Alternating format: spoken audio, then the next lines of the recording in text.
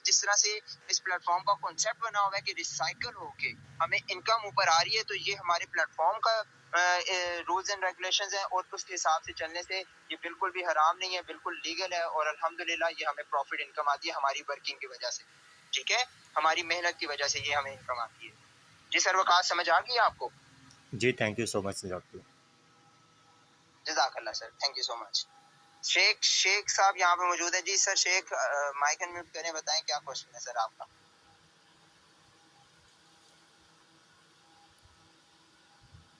Sir Malik ज़ेब साहब यहाँ पे मौजूद हैं। जी सर मलिक ज़ेब साहब बताएं क्या क्वेश्चन है सर आपका।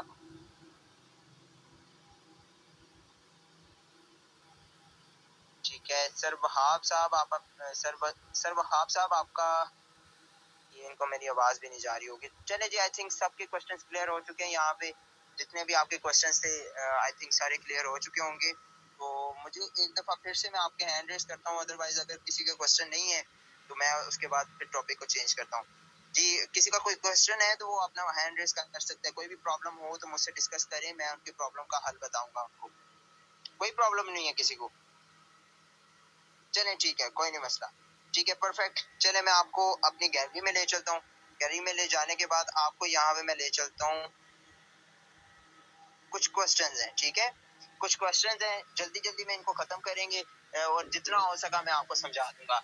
देखिए सबसे मेन ऑथेंटिक क्वेश्चंस क्या होते हैं। ये जो आप लोगों ने क्वेश्चंस किए ये तो चले ये भी अच्छे क्वेश्चंस थे, लेकिन मेन जो ऑथेंटिक क्वेश्चंस होते हैं ना वो ये होते हैं, हमारे प्लेटफॉर्म का नाम क्या है। मैं आपको मेन चीज बताऊं, जब भी क्लाइंट हमसे पूछे कि हमारे प्लेटफॉर्म का नाम क्या है तो सबसे पहले उनको बताया करें हम इंटरनेशनल बिजनेस बेस्ड प्लेटफॉर्म के ऊपर काम करते हैं। ठीक है, वो नाम पूछने का इसरार करे तो उसको बताएं कि forces.busd, हम forces Binance United state dollars के ऊपर काम करते हैं। ठीक है, उसके बाद प्लेटफॉर्म के ऊपर वर्किंग क्या है हमारी, कि इस प्लेटफॉर्म के ऊपर हमने करना क्या होता है, ये कस्टमर्स के हमारे सवाल होता है। तो उनको ये चीज बताएं कि इस प्लेटफॉर्म के ऊपर हमने इंटरनेशनल करेंसी BUSD डॉलर्स की एडवर्टाइजमेंट एंड प्रमोशन करनी है, और एडवर्टाइजमेंट एंड प्रमोशन जितनी ज्यादा करेंगे हमारी वजह से इस BUSD डॉलर्स की सेलिंग बढ़ेगी, और जितनी ज्यादा इसकी सेलिंग बढ़ेगी उतनी ज्यादा हमें प्रॉफिट होगी। हमारा काम सेम उसी तरह से है जिस तरह से पूरी दुनिया यहाँ पे काम कर रही है। एक सोनार जो जिस तरह से अपने सोने को सेल कर रहे हैं, एक जहाज बनाने वाली फैक्ट्री जिस तरह से अपने जहाज को एडवर्टाइज एंड प्रमोट कर रही है,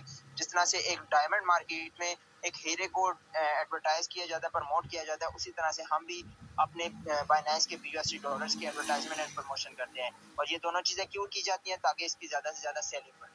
उसके बाद सवाल आ जाता है फोर्सेज तो भाग जाएगा, ये तो भाग जाएगा, ये बहुत से मैंने प्लेटफॉर्म देखे हैं वो भी भाग जाते हैं। तो फोर्सेज एक डिसेंट्रलाइज्ड प्लेटफॉर्म है ब्लॉकचेन के ऊपर अकॉर्डिंग, और ब्लॉकचेन के ऊपर अकॉर्डिंग होने के नाते इसका सारा इख्तियार दारोमदार इसका चला जाता है स्मार्ट कॉन्ट्रैक्ट के ऊपर। और स्मार्ट कॉन्ट्रैक्ट एक ऐसा कॉन्ट्रैक्ट होता है जिसके ऊपर कोई भी चीज हम अकॉर्डिंग कर दे तो उसका सारा इख्तियार, उसका सारा दारोमदार चला जाता है इंटरनेट के पास, मतलब उसका मालिक फिर इंटरनेट रह जाता है। And internet is a machine. Internet एक मशीन है, इंटरनेट एक इंसान नहीं है। और हमेशा धोखा कौन देता है? इंसान। क्यों देते हैं? लालच में आके या नुकसान में आके वो कभी भी प्लेटफॉर्म को बंद कर सकता है, क्योंकि उसके अंदर उसके हाथ के अंदर इख्तियार होता है। और इंटरनेट को जिस प्रोसेस के ऊपर लगा दिया जाता है वो उसी प्रोसेस के ऊपर चलता रहता है।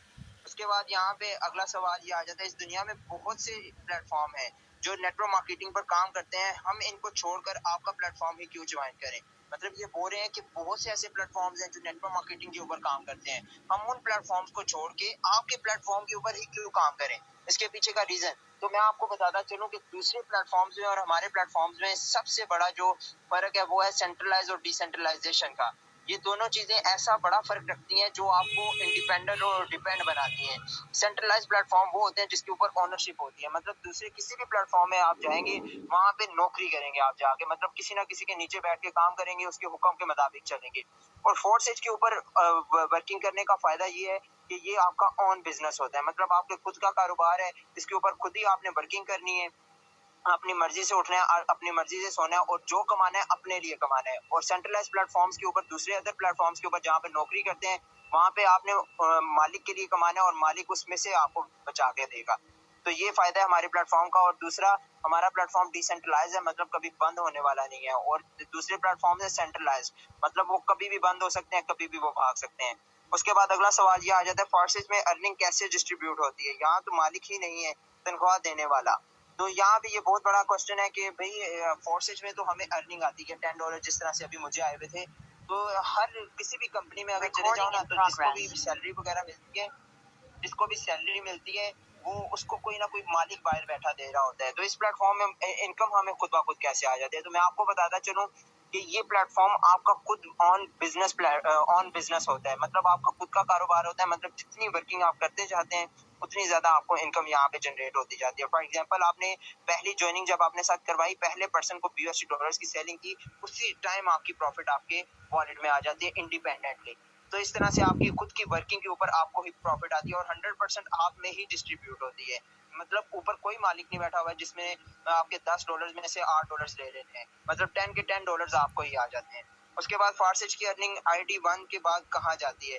तो आप सब लोगों को बताता चलो, कुछ क्वेश्चंस होते हैं कि हमारे सबसे ऊपर ID1 है एक। तो फॉरसेज की जब भी इनकम हमारी अपग्रेड होती है, मतलब हमारी स्लॉट रिसाइकल हुई ऊपर चली गई, उसकी स्लॉट रिसाइकल हुई ऊपर चली गई, उसकी स्लॉट रिसाइकल हुई ऊपर चली गई, तो जब ये ID1 तक इनकम पहुंचती है, वहां से कैसे जाती है? तो मैं आपको बताता चलूं कि ID1 के ऊपर जो X3 की स्लॉट है, वहां पे रिसाइकल खत्म हो चुके हैं, ठीक है। लेकिन जो नीचे वाली रिफंडेबल स्लॉट्स हैं, X4, XXX and X gold, in slots के ऊपर रिसाइकल, जो रिफंडेबल वाले रिसाइकल्स मौजूद हैं, तो वो इनकम घूम के दोबारा से नीचे आ जाती है। मतलब रिफंडेबल अर्निंग के जरिए रिसाइकल्स नीचे आना स्टार्ट हो जाते हैं। मतलब मैं आपको ये सिंपल वे में बताता चलूं, जो आपकी अर्निंग ऊपर जाती है रिसाइकल होके, वो एक ना एक दिन वापस होके दोबारा से आपको ही मिलनी है। वो कभी भी आपकी वेस्ट नहीं होती। मतलब जो भी स्लॉट आप अपग्रेड करते हैं, वो आपके पैसे वेस्ट नहीं जाते, वो घूम के दोबारा वापस आपको ही आते हैं। बस क्या चाहिए होता है बिजनेस के लिए? सब्र और जिगर। जब सब्र रखते हैं आप, वो पैसे आपको घूम के वापस आ जाते हैं, जब बड़े दिल के साथ स्लॉट एक्टिव करते हैं आप। उसके बाद, क्या फॉरसेज का FBR पर रजिस्टर होना लाजम है? FBR होता है फेडरल बोर्ड ऑफ रिवेन्यू। क्या फोर्सेज का इसके ऊपर लाजम है रजिस्टर्ड होना? तो आपको बताता चलूं, federal board of revenue Pakistan का एक इदारा है, और कोई भी चीज अगर पाकिस्तान में बने या आए, तो उसकी अगर शॉप हम बनाए, फॉर एग्जांपल मैं जैसे अब फोर्सेज का कोई ऑफिस वगैरह बनाना चाहता हूँ, तो उसके लिए मैं फेडरल बोर्ड ऑफ रिवेन्यू से इजाजत लूंगा, बकायदा उनका मैं मोहर वगैरह लगाऊंगा। अदरवाइज अगर मैं कहूँ कि पूरे के पूरे फोर्सेज को FBR से रजिस्टर करवाऊं, तो फोर्सेज इस टाइम FBR से भी बड़ा इदारा बन चुका है। और हमारा फोर्सेज सेम उसी तरह से, जिस तरह से YouTube, Facebook and other earning applications होती हैं, जिस तरह से यूट्यूब भी FBR से, उसका जरूरी नहीं है रजिस्टर्ड होना। अगर यूट्यूब का हम यहाँ पे कोई भी ऑफिस वगैरह बनाए, तो वो FBR से रजिस्टर्ड होना लाजम है। इस तरह से फोर्सेज का जरूरी नहीं है FBR पे रजिस्टर्ड होना। अगर फोर्सेज का कोई ऑफिस वगैरह बनाएंगे, तो वो लाजम रजिस्टर्ड होगा, ठीक है। वो FBR के ऊपर रजिस्टर्ड होगा, और जरूरी नहीं होता कि FBR अब फोर्सेज को FBR के ऊपर रजिस्टर्ड करवाएं, ठीक है। अगर यहाँ पे कोई ऑफिस बनाएंगे, तो फिर FBR पे रजिस्टर्ड होगा, और यही रूल्स एंड रेगुलेशंस होते हैं FBR के। उसके बाद अगला सवाल है जी, क्या फोर्सेज की इनकम पर FIA का इशू आएगा? FIA बेसिकली एक पाकिस्तान का एक ऐसा इदारा है जो इन्वेस्टिगेशन करता है आपकी, जो फॉर एग्जांपल ब्लैक मनी के ऊपर, कि आपकी मिसाल के तौर पे आप कोई नौकरी करते हैं, उसमें सैलरी आपकी 30,000 रुपए है, लेकिन आपकी इनकम वहाँ पे बैंक में पड़ी हुई है 10 लाख रुपए। तो इसके पीछे का रीजन क्या है? उसके पीछे ये कैसे हो रही है? तो FIA का बेसिक मकसद ये होता है। और फोर्सेज में मैं आपको बताता चलूं कि फोर्सेज में आपके पहले दिन से लेके आखिरी दिन तक, मतलब मैंने 1 साल पहले फोर्सेज को ज्वाइन किया था, उस दिन से लेके आज तक की मेरी एक एक ट्रांजैक्शन हिस्ट्री मेरे पास मौजूद है। और वो transaction history same bank account की तरह होती है। मतलब उस स्टेटमेंट को आप डिलीट नहीं कर सकते। तो फेडरल ये जो FIA का इदारा होता है, इसके ऊपर अगर आपकी अर्निंग, फॉर एग्जांपल आप फोर्सेज से 10 लाख रुपए कमा चुके हैं आप, और आपके पास अगर सबूत भी है कि मैंने ऑनलाइन वर्किंग करके यहाँ से कमाया है, तो FIA आपका कुछ भी नहीं बिगाड़ सकती। अगर आपके पास सबूत नहीं है, तो फिर तो जाहिर बात है कोई भी काम हो तो उसमें FIA पकड़ लेगी, ठीक है। तो FIA का भी यहाँ पे खतरा नहीं है, बिकॉज यहाँ पे हमारे पास एक एक हिस्ट्री मौजूद होती है। उसके बाद चलते हैं जी, क्या फोर्सेज एक पॉन्जी स्कीम है? फोर्सेज का मैं आपको बताता चलूं, यहाँ पे थोड़ा ही टाइम रह चुका है, ट्रेनिंग को जल्दी से खत्म करूंगा मैं। क्या फोर्सेज एक पॉन्जी स्कीम है? पॉन्जी स्कीम और ये पिरामिड स्कीम्स क्या होती है, मैं आपको बताता हूँ। आजकल आपने सुना होगा कि जिस तरह से ये व्हील आउट एक कंपनी आई, उसके बाद ये IDA कंपनी आई, और बहुत सी ऐसी कंपनी आई।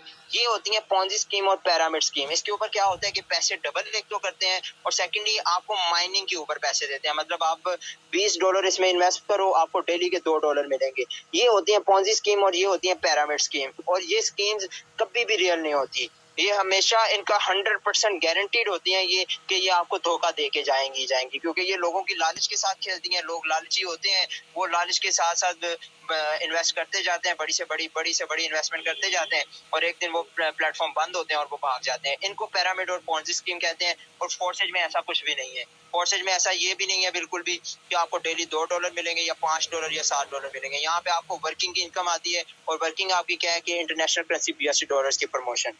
उसके बाद अगले क्वेश्चन की तरफ चलते हैं। फोर्सेज पर तो टीम बनाकर काम करना पड़ता है, और लोगों को ज्वाइन करवाना क्या हराम है? अब मैं आपको बताता चलूं। अक्सर आपने देखा होगा ये बेसिकली बात आई है कि फोर्सेस के ऊपर टीम वर्क के साथ हम काम करते हैं। तो ये क्या ये इस्लाम में हराम है? तो आपको मैं एक सिंपल वे में बताता हूँ कि जब आपके इर्द गिर्द बहुत सी मसाजिद होंगी, ठीक है, मस्जिदें होती हैं, उसमें बहुत से ऐसे उलमा कराम होते हैं और बहुत से ऐसे मौलवी हजरात होते हैं। जब वो जो दीन की दावत के लिए निकलते हैं, तो वो क्या करते हैं, पहली मस्जिद से एक मौलवी निकलता है, वो दूसरी मस्जिद में जाते हैं, वहां से 2 लोग और पकड़ लेता है अपने साथ। वो फिर तीसरी मस्जिद में जाते हैं, वहां से 6 हो जाते हैं, चौथी पे जाते हैं, वहां से 12 हो जाते हैं, इसी तरह से 24, फिर 124 हो जाते हैं, और फिर वो इकट्ठे टीम वर्क के साथ दीन की तबलीग देते हैं मुख्तलिफ शहरों में। आपको भी अक्सर उन्होंने दीन की तबलीग दी होगी। तो टीम वर्क करना कहीं भी हराम नहीं है, और पूरी दुनिया में इस टाइम टीम वर्क ही हो रहा है। किसी भी फैक्ट्री में चले जाएं, वहां पे टीम वर्क हो रहा है। किसी भी शॉप में चले जाएं बड़ी, उसमें टीम वर्क हो रहा है, ठीक है। तो टीम वर्क करना कहीं भी हराम नहीं है। उसके बाद जी फोर्सेज की नॉन वर्किंग इनकम क्या सूद है? अब देखें, सिंपल वे में मैं आपको बताता चलूं। फोर्सेज की नॉन वर्किंग इनकम का अक्सर लोग बोलते हैं इस तरह से, तो आपको मैं बताता चलूं बेसिकली सूद एक्चुअली होता क्या है। बेसिकली सूद ऐसे होता है कि फॉर एग्जांपल मुझसे आपने ₹1,00,000 उधार लिए, मैं आगे से आपको बोलता हूँ कि ये ₹1,00,000 जब मुझे वापस करोगे तो ₹1,10,000 मैं ₹10,000 ऊपर प्रॉफिट लूंगा। उसके बाद अगर फॉर एग्जांपल तुमने 1 महीने के लिए मुझसे ₹1,00,000 लिया तो ₹1,10,000 मुझे वापस करोगे। इससे लेट हुआ तो 2 महीने हुए तो 1,20,000 वापस करोगे, 3 महीने हुए तो ₹1,30,000 वापस करोगे। इस चीज को हम बोलते हैं सूद। और फोर्सेज में जो हम ये नॉन वर्किंग इनकम के लिए स्लॉट्स ओपन करते हैं, तो ये बेसिकली हमारी बिजनेस की होती है वो स्लॉट्स, ठीक है। हम इसमें इन्वेस्टमेंट करते हैं, इन्वेस्टमेंट करने से हमारी खुद की वर्किंग के साथ ये XXX एंड X गोल्ड, उसके बाद हमारे अपलाइनर्स की वर्किंग के साथ और हमारे डाउनलाइनर्स क्रॉस लाइनर्स की वर्किंग के साथ हमें प्रॉफिट आती है। तो ये किसी भी सूद की नहीं होती, ये बेसिकली हमारी बोनस प्रॉफिट्स होती हैं। उसके बाद आगे चलते हैं जी। फोर्सेज एक फिजिकल प्लेटफॉर्म नहीं, इसलिए क्या ये हराम है? मतलब इसके ऊपर फिजिकल कोई चीज नहीं है, तो फिजिकल चीज ना होने की वजह से क्या ये हराम है? तो आपको बताता चलो, ये काशिफ साहब ने एक बहुत अच्छी बात की थी कि हम जब मस्जिद में जाते हैं तो मस्जिद के बाहर एक चंदे का डब्बा पड़ा होता है, ठीक है। उसमें मौलवी हजरात हमें बोलते हैं कि चंदा डालो सवाब मिलेगा। तो मौलवी हजरात से मैं ये पूछना चाहूंगा, क्या सवाब फिजिकल तो नहीं होता, तो हमें कैसे पता चलेगा कि सवाब हमें मिल चुके हैं? ठीक है, तो सवाब भी फिजिकल नहीं होता, हमें मिलता है ना। तो इसी तरह से अगर सवाब भी लेना हलाल है, तो इस तरह से अनफिजिकल काम करना भी हलाल है। और इसी तरह से इजी पैसा और बैंक अकाउंट्स में देख लें, इसी तरह से सेम वर्किंग हो रही है। मतलब वो फिजिकल नहीं है, अभी तो टोटल अमाउंट्स जो है ना वो इसी तरह से जा रही है, ऑनलाइन वर्किंग होना स्टार्ट हो गई है। तो ये बिल्कुल भी हराम नहीं है। तो चले जी, उम्मीद करता हूँ आपके काफी सारे क्वेश्चंस क्लियर हो चुके होंगे। अभी बहुत से ऊपर क्वेश्चंस पड़े हुए थे, लेकिन टाइम रह चुका है 1 मिनट का। तो मुझे बताइएगा, हैंड रेस करके फीडबैक दीजिएगा कि आज की ट्रेनिंग में कुछ सीखने को मिला और किस वे में मिला। आपके हैंड रेस से मुझे पता चलेगा कि आज आपने किस तरह से सीखा इस प्लेटफॉर्म को। वेरी गुड, माशाल्लाह से आपके हैंड रेस जिस तरह से हो रहे हैं, मुझे लग रहा है कि अच्छे तरीके से आपने ट्रेनिंग दी है, एक अच्छे वे में आपने सीखा है। वेरी गुड, माशाल्लाह, जज़ाकल्लाह, थैंक यू सो मच जी। तो यहाँ पे मैं आपके फीडबैक्स देखूंगा कमेंट्स में।